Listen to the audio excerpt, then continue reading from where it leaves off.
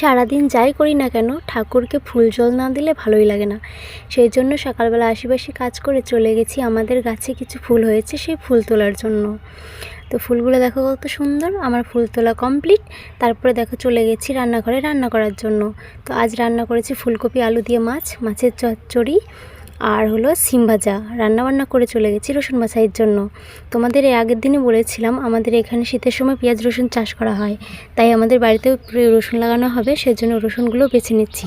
তার মধ্যে ছেলে বলছে ডিম টোস্ট খাবো, তাই আমি দেরি না করে চলে গেছি দোকানে ডিম আর পাউরুটি আনার জন্য।